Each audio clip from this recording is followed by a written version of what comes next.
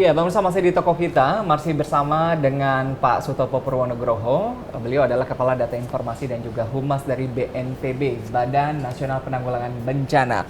Pak Sutopo, tadi kita sempat break sebentar. Ini perjalanan karirnya tadi ya, sampai berada di titik ini sebagai Kepala Data Informasi dan juga Humas begitu. Tapi kalau kita bicara tadi begitu ya, ini nama Pak Sutopo sendiri, pemirsa kalau Anda biasa lihat sosial media, ini banyak sekali dikenal orang begitu ya dengan tadi begitu ya. Titelnya sebagai corong dari corong informasi bencana di Indonesia sendiri. Saya juga suka melihat tuh Pak. Rilis-rilis informasi dari Pak Sutopo sendiri begitu ya. Apa sih yang mendorong tadi ya Pak Sutopo sendiri untuk memberikan informasi yang begitu akurat sendiri? Karena kita banyak tantangan Pak, semakin meningkatnya penggunaan sosial media, ini tentunya banyak informasi yang simpang siur. Apalagi bicara mengenai bencana, waduh, ini kalau misalnya nggak benar menimbulkan keresahan. Tanggung jawab apa sih Pak yang akhirnya memotivasi Pak Sutopo sendiri untuk memberikan informasi rilis terus-menerus begitu tentang bencana di Indonesia? Ya, yang pertama ya. Ketika terjadi suatu krisis, sebagai misal bencana, maka 1 jam pertama informasi yang menyebar kepada publik, termasuk pada media, adalah sosial media, Twitter, Instagram, WhatsApp, Line, dan sebagainya. Kemudian 3 jam kemudian baru televisi, radio. 6 jam kemudian baru blog. Kemudian 12 jam kemudian baru cetak. Itu yang berlaku secara universal, termasuk di bencana. Oleh karena itu, saya manfaatkan sosial media. Jadi saya aktif di menggunakan Twitter, menggunakan Instagram. Ya memang beda segmennya. Kalau Twitter dengan karakter yang terbatas, tapi lebih banyak ke informasi yang cepat. Tapi kalau Instagram, itu banyak video harus yang menarik, gambar-gambar ya. Kemudian Facebook, ya bisa macam-macam. Itu saya gunakan. Kemudian yang tak kalah penting, karena klien saya adalah teman-teman media, saya mempunyai handphone khusus media. Jadi saya kumpulkan setiap ketemu wartawan, berapa WA kamu nomornya? Saya kumpulkan. Jadi di handphone saya di sini, ini lebih dari 3.000. Ada lebih dari 3.000 kontak wartawan. Berarti kalau sekali share banyak banget Pak ya? Nah, karena terbatas dibuat WhatsApp, hanya 256, sehingga saya buat namanya Medcom. Medcom 1, Medcom 2, Medcom 3, dan sebagainya sampai 7. Kemudian, karena kalau kita dikirimkan rilis tadi ke Medcom, biasanya ketimpa Pak, terima kasih, ada dan sebagainya juga baca. Nah, saya buat juga dalam satu grup, untuk saya broadcast yang orang per orang.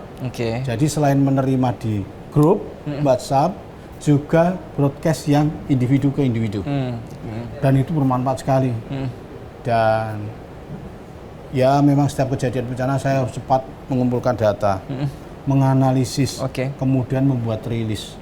Saya sertakan foto, video, dan sebagainya yang sudah kita cek bahwa itu benar. Tapi ada jadi linknya itu saya peroleh juga dari grup-grup yang lain, dari relawan-relawan, dari kementerian lembaga dan sebagainya. Ada nggak rilis begitu ya, atau informasi yang dibuat oleh Pak Sutopo sendiri yang kemudian dipelintir-pelintir begitu ya oleh banyak banget ya Pak ya? Sering sekali. Kemudian?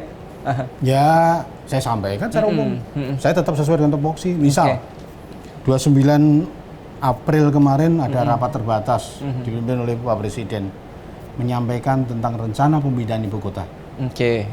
Ya saya udah tahu 3 mengerucut semua di Kalimantan. Saya sampaikan di Twitter tentang kayak Kalimantan memang aman dari kegempaan, dari kebencanaan. Jadi cocok dan berada di tengah. Jadi secara geopolitik, geostrategis sangat memenuhi.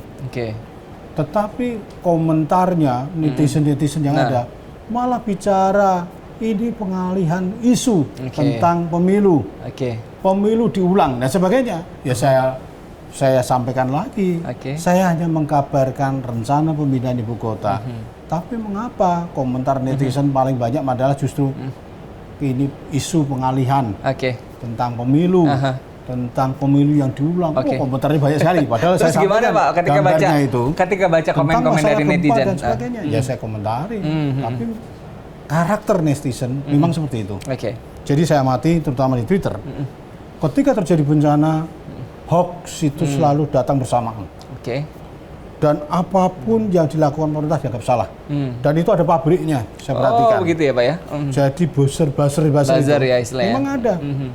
Dan ya kalau kita lihat di klik itu ya orang itu, followernya cuma 10, 5 dan sebagainya. Oke. Tapi galaknya minta ampun. Oh gitu ya Pak? Memang hidupnya memang dari situ.